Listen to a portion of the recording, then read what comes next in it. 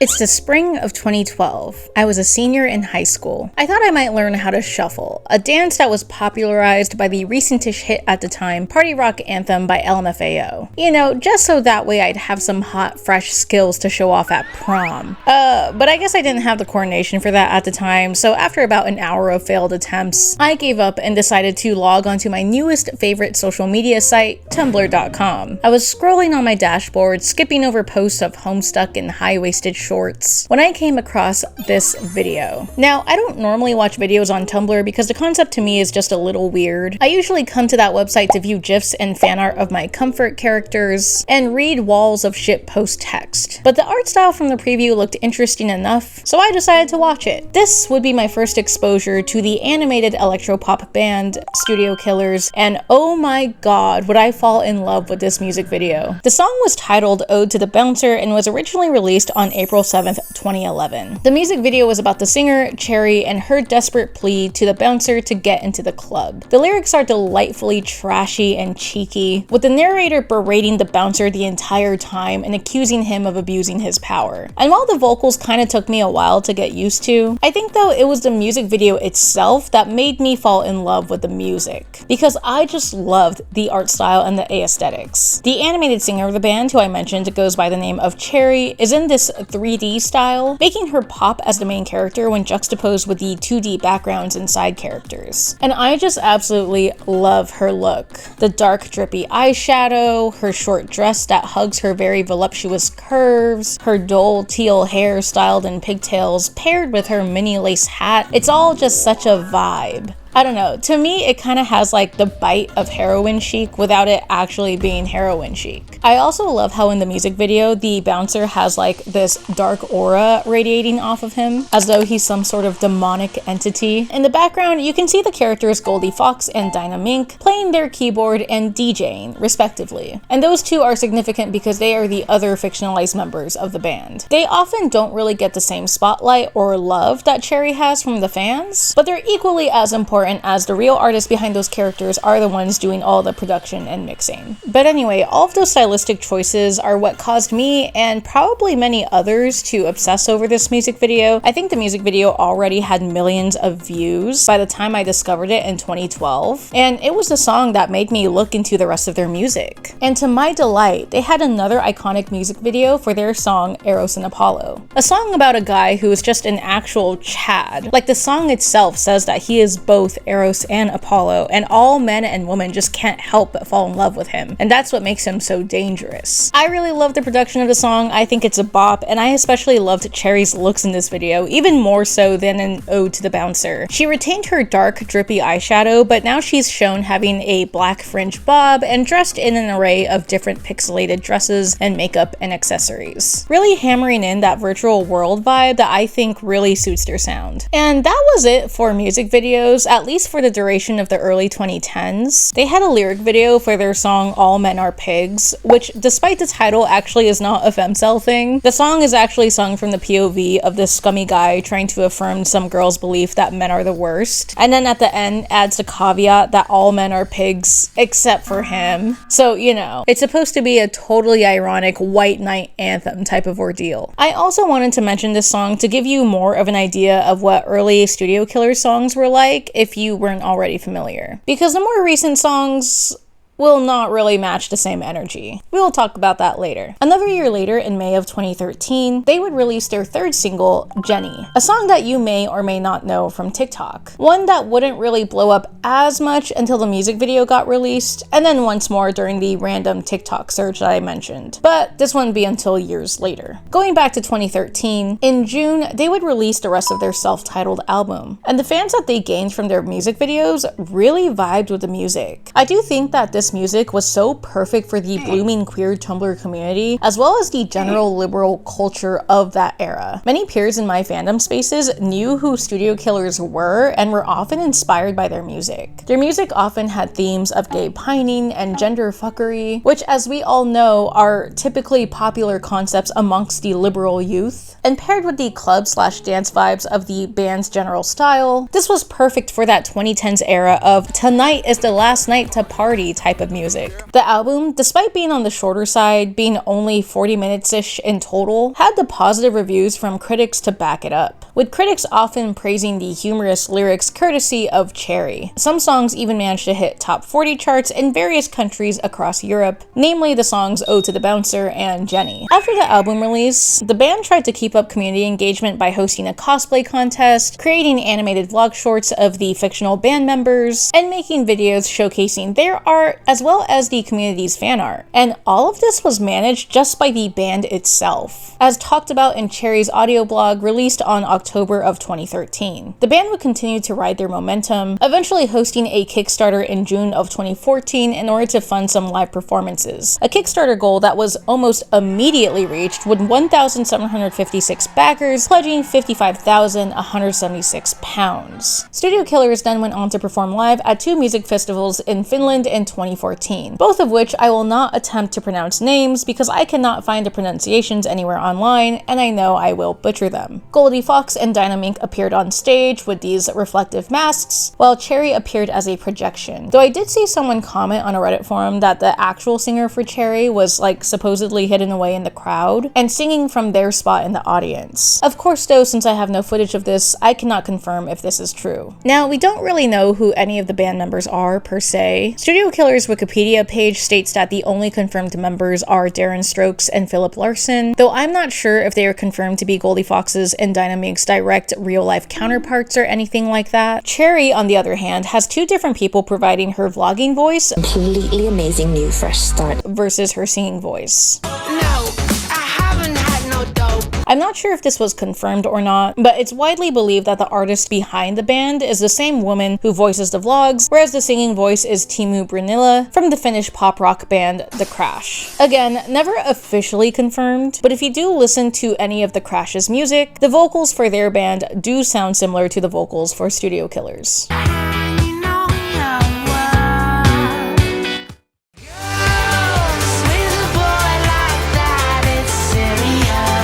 Going back to my little timeline for a quick bit, on December 24th, 2015, as a little Christmas gift to the fans, Studio Killers would finally release a music video for Jenny.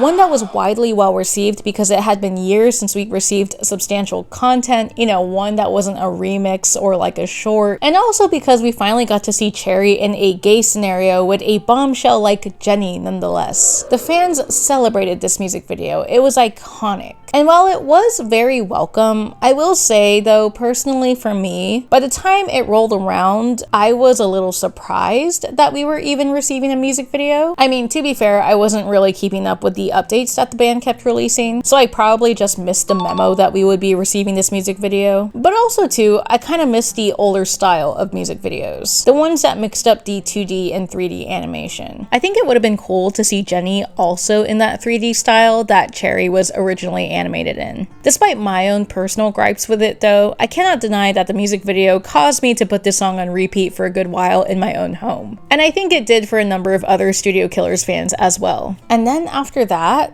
Studio Killers went radio silent for like 2 years until they came back with the single Party Like It's Your Birthday in 2018. I remember liking it, but not loving it. It definitely had their sound, but the lyrics were just a little more generic in my opinion. But other fans seemed to like it well enough. If you would like to listen to it though, the only place where you can find the original song and music video is on this small channel here. The original has been taken down from the Studio Killers YouTube channel as well as off of music streaming services, and that is because sometime around 2020, the band sold the song to Omi, another artist under the same label. You might know Omi from that one cheerleader song, the one that goes like, "Ooh, I think that I found myself a cheerleader." Okay, I'm sorry for that. You know the one. It was like a summer of 2015 song. Yeah, after Party Like It's Your Birthday released, I admittedly kind of checked out of Studio Killers. They released another song titled Dirty Car, but I didn't really like that one as much, nor did I really like any of the projects that followed, so my interest kind of fizzled out. I didn't even know that Jenny had blown up on TikTok until I randomly rewatched the music video at one point and saw that there were like new comments on there saying that they came from TikTok. And I was like,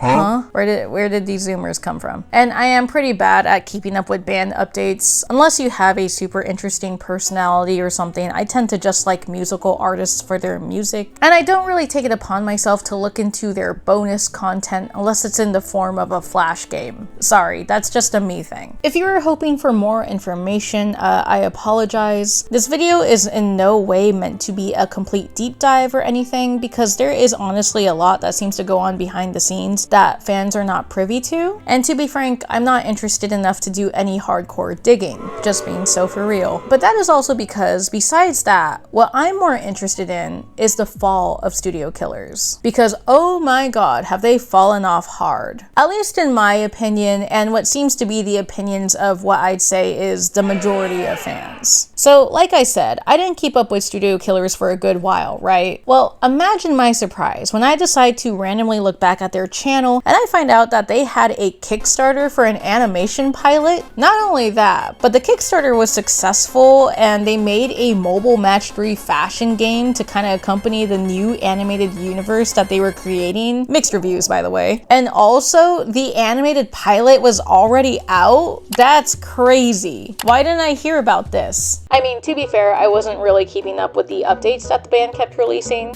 When I was a fresh Studio Killers fan back in the 2010s, I would have killed for an animated series. I loved Cherry's fashion and mysterious yet sassy personality, so I wondered how this would translate into an animated series. Would it be Cherry sloppily getting into trouble at bars and exploring all sorts of different relationships? Would it be an origin story for the band where she meets and teams up with Goldie Fox and Dynamink and their manager, Bipolar Bear? And the answer is neither of those ideas. It's an entirely new concept. The pilot consisted of the band plus Jenny plus Sparkle Punch voyaging through space in this Futurama-esque 404 spaceship. 404 being like the title of this series, and like for whatever reason they like enter some sort of force field of sorts and can't really remember anything except for Cherry, who is the only one who remembers the fact that their manager, Bipolar Bear, somehow got separated from them out in space. Oh, and by the way, if you're wondering who the fuck Sparkle Punch is, she is the new social media manager of Studio Killers who entered the team, I want to say around 2020-ish. In real life, she's the one who's doing all the correspondence with fans on behalf of the band. Also mixed reviews from what I hear. Anyway, back to the pilot. They enter a field of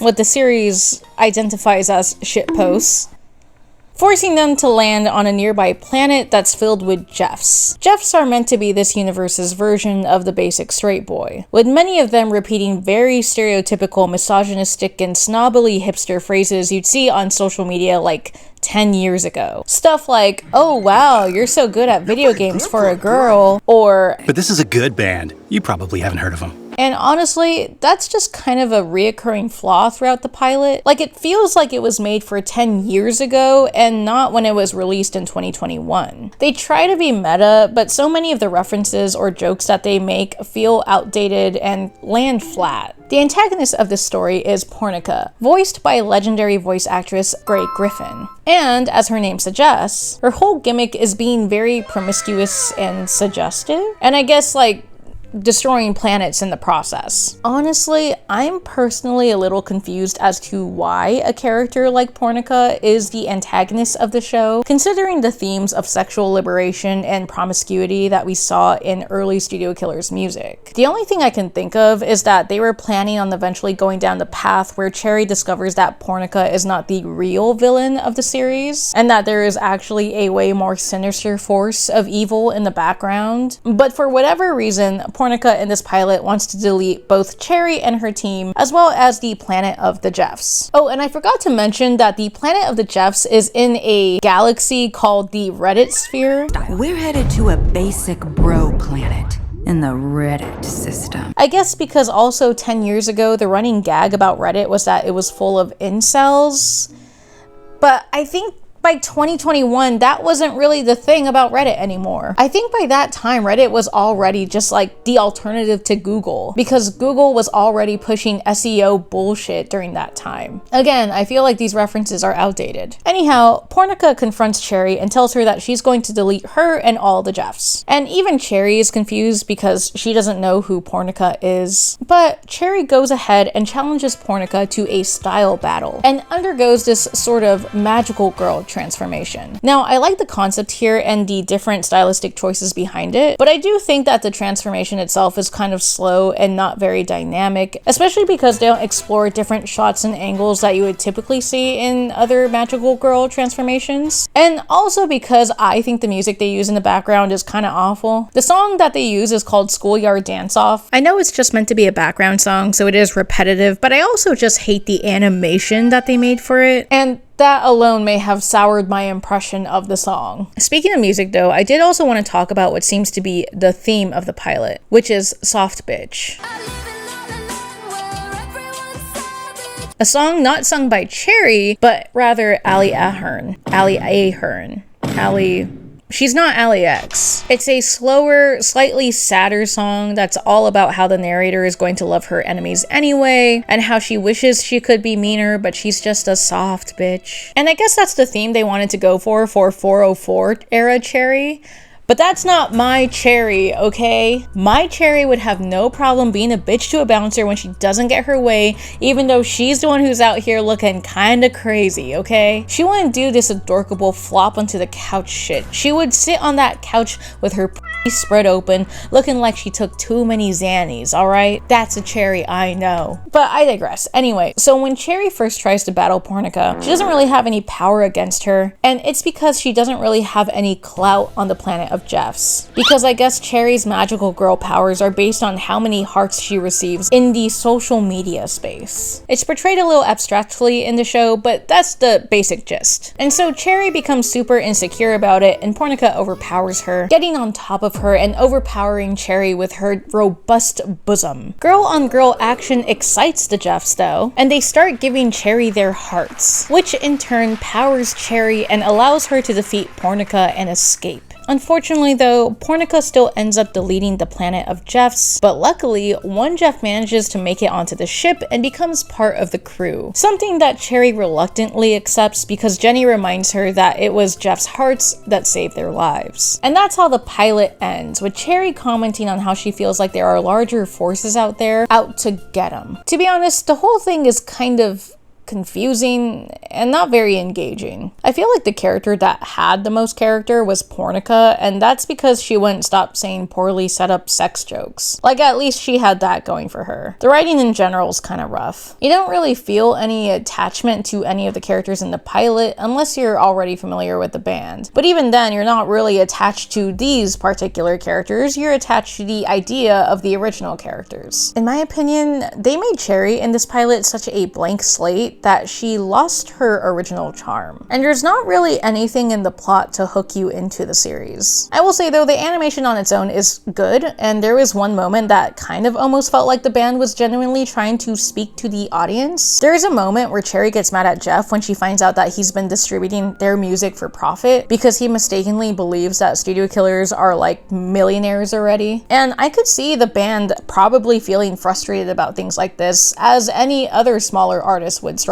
with. I wouldn't be surprised if that was just their everyday reality that they were portraying in this moment. And if that is the case, I feel like it would be more interesting to make a series about that rather than some weird, vague sci-fi adventure plot. I don't know, make a series on how Cherry struggles to make it as a musician, and each episode she has to convince a different group on the importance and impact of her music. Whether the antagonists of the week are music execs or your average Joe who doesn't understand how pirating affects smaller artists, or a rival artist who rips on your sound. I feel like the band, who collectively are a group of struggling artists, could probably have a lot more to say about that journey of being a struggling musician, and they would have a much deeper source of inspiration to draw from for writing. And in the meanwhile, Cherry can be a flawed protagonist rather than the blank slate they portrayed her to be in the pilot. Make her sloppy like how we saw in Ode to the Bouncer. Have her learn from her mistakes. Have her have a questionable genderqueer robot romance like how it was referenced in their old song In Tokyo. I don't know, just give Cherry more character. She used to be so iconic and 404 Cherry just isn't it. But yeah, those are my personal thoughts on the pilot. It did seem like many others disliked it as well. Not all, but many fans did. And while a lukewarm pilot was not a nail in the coffin for the band, I do feel like it is yet another unwanted project in the pile of spam that kind of takes up their social media space. And I may have worded that a bit more harshly than I intended, but if I look at their YouTube channel, so much of it are like vlogs and unwanted remixes, and so little of it are actual original songs, which are what the fans really want to see or hear. I already like the originals of their classics. I don't need 50 billion remixes of the same song. I tend to not like remixes in the first place, and I do notice that remixes tend to be less popular than the originals. Like across the board for any artist, really. And yes, while it's super cool that they're collaborative with their community and host these contests and community-funded Kickstarters and whatnot, though apparently some prizes and rewards were not properly distributed. But just looking through their social media, there are so many fan features that I just feel like I'm kind of looking through the Studio Killers tag rather than the official social media, you know? When I go to a band's official social media, I would hope to see actual updates or original content, you know? I'm not really there to see how the whole community is doing. If I wanted to do that, I would just go into the tag. Again, it is cool that a band is highlighting their community's works, but at the same time, I do feel like it can make other fans, such as myself, tune their social medias out if they keep pushing unwanted content. And like, at this point, I kind of feel like they've exhausted their fan base's attention. On September 5th, 2024, they did release a new single titled Valentine, which I will say, I liked it. I liked it a lot. It sounded like their old sound, and I would be so excited to hear more songs like this. However, it barely gained as much attention, at least in comparison to older projects, because I feel like they've kind of spammed their fan base with flops over the past several years. And I know that Studio Killers has kind of always done this. They've always had fan features and a lot of mini shorts that aren't too engaging, but I don't know. I think it's because they were released alongside new music that I enjoyed that I had more tolerance for the older shorts and content. I don't really feel as inclined to sit through these shorts with 404 era Cherry, considering I haven't really liked this 404 era rollout in general. And I gotta say, it's a little cringy to see Sparkle Punch comment on people's criticisms or comments like, "Oh, have you listened to the new Valentine single yet? I don't think people have seen that we've released new music." And it's like, well, yeah, it's kind of because you shot your own momentum in the foot. As this user put it, the song was released 6 months after it had been teased. For one song, just one song, not even an entire album. After, again, a decade of flops. As you had Pornica say in the pilot,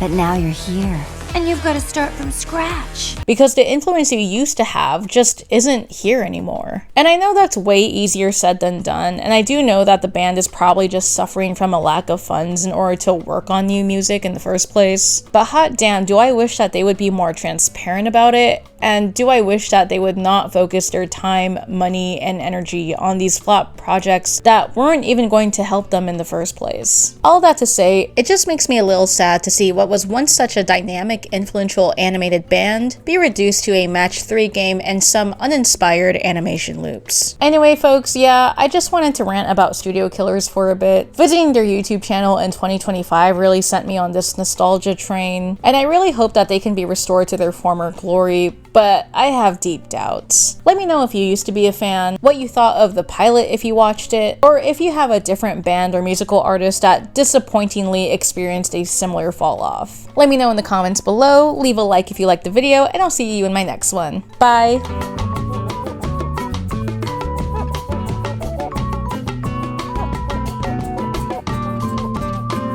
Hey, check this out.